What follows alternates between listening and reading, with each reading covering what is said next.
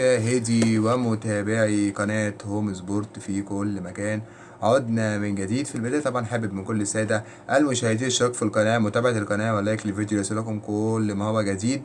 وهيا بقى نبدأ حلقتنا. في البداية طبعا حابب اعتذر لكل جماهير قناة هوم سبورت، معلش طبعا الفترة اللي فاتت ما كانش فيه فيديوهات، طبعا كنت تعبان، معلش بتأسف جدا. ولكن طبعا النهاردة رجعنا تاني من جديد الى القناة في اول الفيديوهات بعد العودة، وطبعا العودة تعني الفيديوهات القوية والقوية جدا. فطبعا حابب اشكر كل جماهير قناة هوم سبورت طبعا بتكتب التعليقات الايجابية طبعا للقناة، ونقول لهم طبعا احنا مكملين طبعا، وعاوز الدعم يرجع بقوة تاني على الفيديوهات. طبعا النهاردة الفيديو بعنوان تحليل كامل وشامل لمباراة الأهلي وشباب بلوزداد في دوري أبطال أفريقيا 2024. طبعا دوري أبطال أفريقيا، نرجع بقى نعود تاني للمباريات الأفريقية وخصوصا لبطولة دوري أبطال أفريقيا.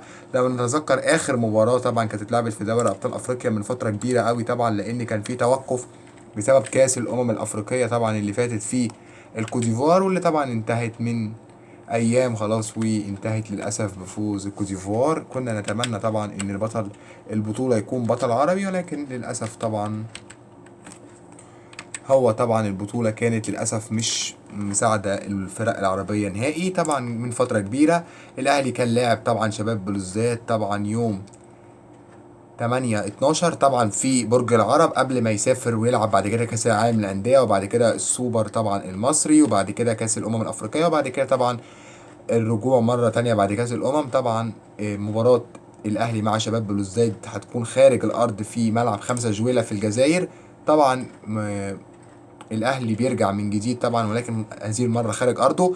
الأهلي لعب طبعا 3 مباريات في أفريقيا، لعب أول مباراة مع فريق ميدياما الغاني طبعا في القاهرة هنا وفاز 3-0، وبعد كده لعب مع يانج افريكانز التنزاني في تنزانيا وتعادل 1-1، واخر مباراة كانت مع شباب بلوزداد هنا في القاهرة وانتهت بالتعادل السلبي بدون اهداف للفريقين. طبعا المباراة دي قوية جدا للفريقين، شباب بلوزداد من الفرق التقيلة قوي خصوصا على ارضها، وكنت طبعا دايما بتكلم في النقطة دي ان الفرق شمال افريقيا لما بتلعب في شمال افريقيا بتلعب بقوه كبيره، وخصوصا الملاعب بتكون مليانه قوي. الجزائر وتونس والمغرب بتكون الجماهير كتيره جدا، لعيبه طبعا بتبقى بتضيع وقت للاسف. طبعا النقطه دي عند لعيبه شمال افريقيا بيحاولوا يهدوا الريتم، للاسف بتحصل مشاكل كتير. طبعا النقطه دي مش بنحبها يعني، ولكن دي كانت نقطه على جنب لازم بردك اقول لكم عليها. طبعا الاهلي يعتبر داخل المباراه دي وهو في موقف صعب جدا. الاهلي عنده حاليا 5 نقاط من 3 مباريات، محتاج الفوز على شباب بلوزداد خارج ارضه، رغم ان المباراه دي صعبه جدا. ممكن يكون يلعب على التعادل، ولكن برضك التعادل مش هيكون سهل لان لسه كمان الاهلي عنده ماتش امام ميدياما الغاني في غانا، ورغم ان ميدياما ده فريق يعتبر حصاله ولكن معاه 4 نقاط، برضك الفريق مش ضعيف الحقيقه وبيحاول وبيعافر، وبرضك فريق قوي. ويانج افريكانز برضك شغال كويس. فيعني برضك الاهلي موقفه محتاج كل النقاط، عشان طبعا للاسف ماتش شباب بلوزداد اللي خلص هنا بالتعادل ده للاسف كانت نقطه سلبيه شويه للاهلي. لو شايف لو كنت حتى خسرت في ملعب شباب بلوزداد في الجزائر وتعادلت هنا، لو فقدت نقاط هنا وحتى خسرت هناك، ان انت تفقد نقاط هنا دي مشكله اكبر من ان انت تخسر نقط بره ارضك. يعني لو كان الاهلي فاز على شباب بلوزداد هنا وخسر حتى النهارده قدام شباب بلوزداد في الجزائر، ما كانتش هتبقى مشكله كبيره، لان في الحاله دي كان هيبقى الاهلي معاه 7 نقاط وكان هيبقى شباب بلوزداد لسه معاه 3 نقاط، فكان الدنيا هتبقى اسهل شويه. ولكن تعادل مع شباب بلوزداد هنا في القاهره كانت نقطه صعبه شويه في برج العرب، فطبعا دي نقطه سلبيه شويه للاهلي، ولكن لا ده الاهلي اتغلب عليها. والاهلي دايما للاسف بيحط نفسه في مواقف صعبه قوي في مرحله المجموعات، وبيتقال كل سنه بصعوبه في المجموعات، ولكن يمكن المجموعه دي سهله مش صعبه على فكره.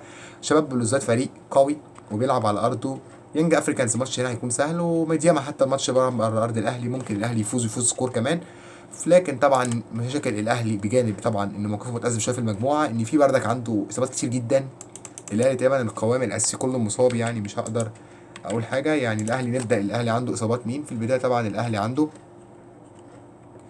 الاصابات، اول حاجه طبعا الاهلي عنده اصابه الحارس محمد الشناوي طبعا بكسر في كتفه، طبعا هيغيب عنه طبعا الشناوي فتره، لسه مش هيرجع دلوقتي. فطبعا هيكون في حراسه المرمى مفيش بديل عن مصطفى شوبير، لان بالرغم من تعاقد الاهلي مع محمود الزنفاري حارس مرمى البنك الاهلي، لانه طبعا مش هينفع يلعب لانه غير مقيد افريقيا.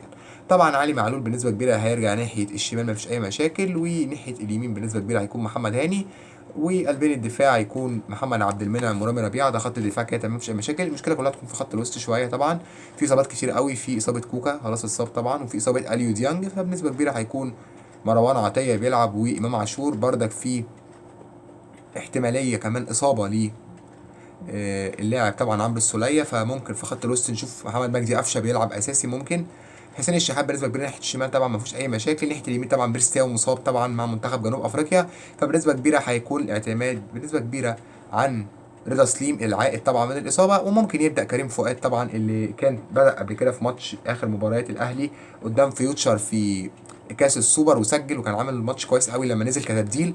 ولكن بنسبه كبيره ممكن رضا سليم يبدا. وفي الهجوم بنسبه كبيره ممكن انطونيو موديست طبعا يبدا، لان طبعا انطونيو موديست في الفتره الاخيره سجل كتير قوي في الماتشات الوديه، وعامل شغل كويس قوي في الماتشات الوديه. وفي الفتره التحضيريه اللي كان منتخب مصر بيلعب كاس كان الاهلي عامل فترات تحضيريه قويه جدا، وقدر انطونيو موديست يسجل اجوان وعامل شغل قوي جدا. فممكن بنسبه كبيره انطونيو موديست هو اللي يبدا كمهاجم اساسي، في ظل طبعا اصابه الصفقه الجديده اللي جه طبعا وسام ابو علي طبعا مصاب، وللاسف طبعا عمر كمال عبد الواحد لم يتم قيده افريقيا عشان كان بيلعب مع فيوتشر في الكونفدراليه.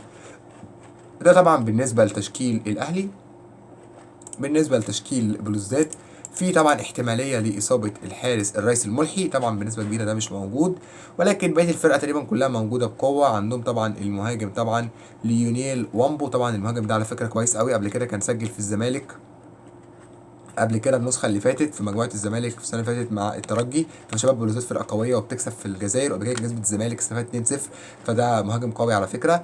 وعندهم طبعا لعيبه تقيله بردك زي حسين بن عياله طبعا الظهير، وعبد الرؤوف بن غيث طبعا لاعب خط الوسط. كل دي نجوم تقيله قوي. هو بس مشكلتهم اللي انا شايفها شويه الحقيقه، محمد اسلام بالخير طبعا ده مهاجم كويس بردك في الفريق. انا شايف مشكله الفريق كلها بجانب اصابه الرئيس الملحي هو خط الدفاع. خط الدفاع شباب بلوزداد مش افضل حاجه الحقيقه.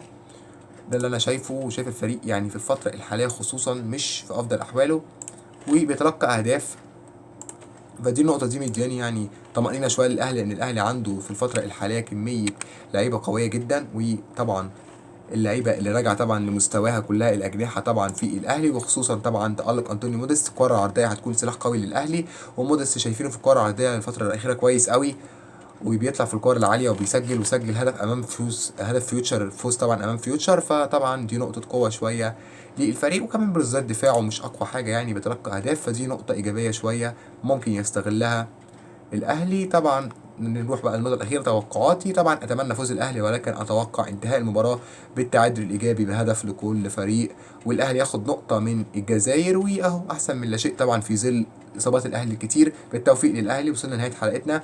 من هذا بالشرف في القناه، متابعه القناه ولايك الفيديو يوصلكم كل ما هو جديد. وانتظروا غدا طبعا حلقه عن الدوري الانجليزي هنتكلم فيها عن ماتش ليفربول وبرنتفورد، وماتش قمه الدوري الانجليزي بين مانشستر سيتي وتشيلسي. وصلت حلقتنا، شكرا على المشاهده وباي.